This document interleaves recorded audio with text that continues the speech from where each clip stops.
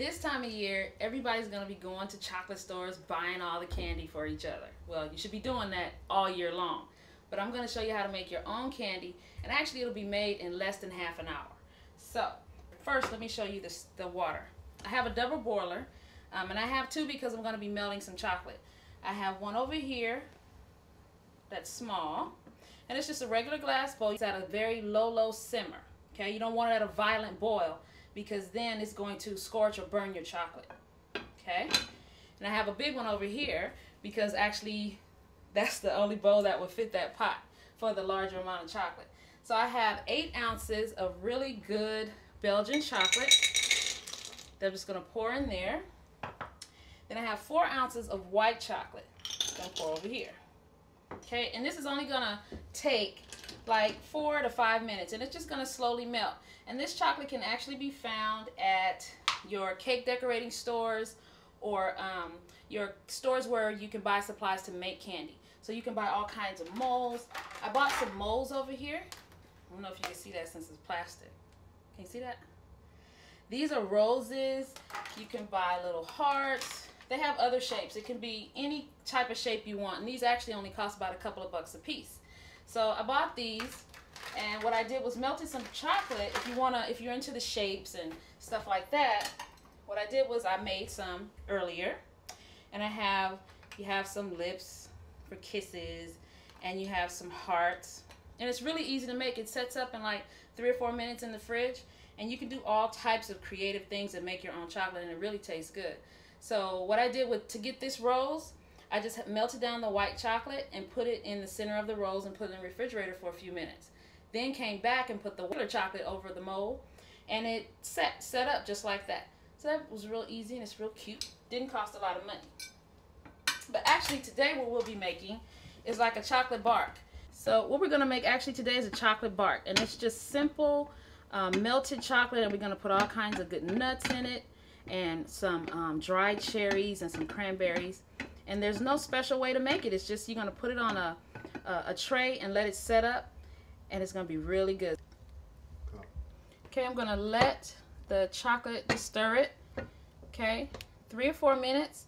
And actually, you don't even have to keep it over the simmering water until all of it melts, because the residual heat from the bowl, if you take it off, is going to finish melting the chocolate. Like I said, 3-4 minutes, not long. Okay, so what I'm going to put on the chocolate bark, I'm going to put some salted macadamia nuts. And I'm going to use the salted. You can use the unsalted if you want to, but I'm going to use the salted because I think it has a good contrast to the milk chocolate and the white chocolate with the little bit of salt that macadamians are salted with. And then I have some toasted unsalted pecans that I'm going to put in the bark. And I also have some dried cherries and dried cranberries. So you'll have a good chewy taste when you bite into the chocolate also. So I'm just going to give these a rough chop, not too small, because you still want to recognize that they're macadamias. So don't take them too little, okay? Just kind of rough. If you see some whole ones in there, just kind of cut them in half. Okay, now I'm going to do the pecans. Got the macadamias done. Just a rough chop. Just run your knife through them really quick. Okay, that's enough of that. So now I have a pan here, just a small baking sheet, and I have a piece of parchment in the bottom because that's going to make the chocolate release very easily. So I put that on the bottom, and our chocolate over here. The chocolate is done, the milk chocolate, and you can also use dark chocolate. I love dark chocolate, but some people don't care for it because it's a little bitter. So go with either one you like. See, the white chocolate still has a couple of lumps in it, but that's okay. I'm going to take it off anyway, and I'm going to stir it, and it'll finish melting. Okay, let me get my 2 different spatulas here and just get a chocolate to stir. See? And this is just 8 ounces. We're going to make a small bark. Okay. And the white. Okay. First, let me take some of the white chocolate and splatter the bottom of the sheet. So when you turn the bark over, you'll see some white chocolate also on the bottom, and it'll mix in really good.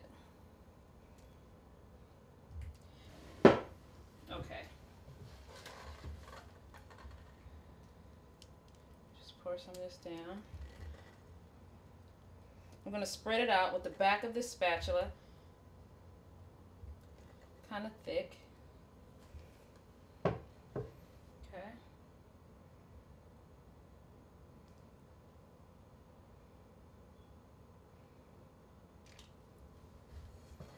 Take the rest.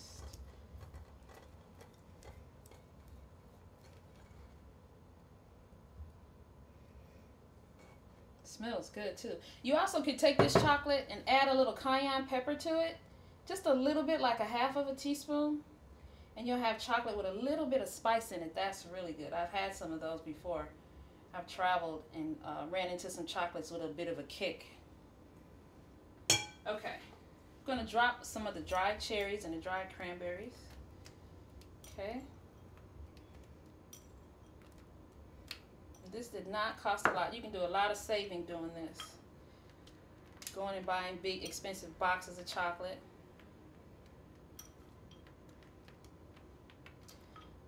You can put as much or as little nuts as you want. I like a lot. Okay.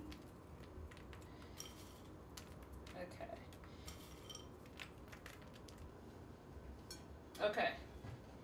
Now let's put some white chocolate all over the top, and this will help the nuts to set, so when you break it they'll stay in place.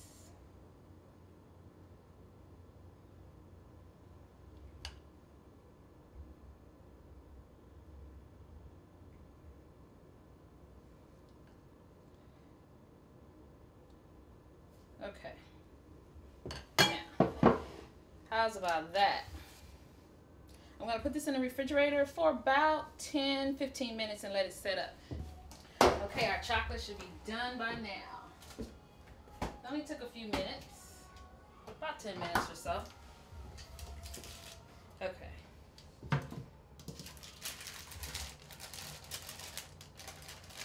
I released it from the paper. See the bottom? That's all the white chocolate we put on the bottom of the tray.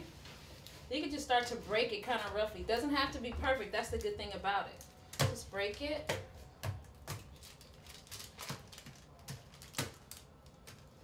So just put it on a plate. You can serve this for dessert too after a meal. You have some people over. Or this will be fun to make with your kids. I know my nieces and nephews would probably love this. They'll probably eat all the chocolate before it makes it to the candy stage. There you go. This is one I made earlier also with some just macadamias and the dried cherries. You can have a different variety. Put those nuts there. You don't want to miss that. Alright. Don't forget, you can find this recipe and all the other ones that we've made so far on 771tv.com. And don't forget to rate, comment, and subscribe. I'll see you next time here on Cooking at Home with Carolyn.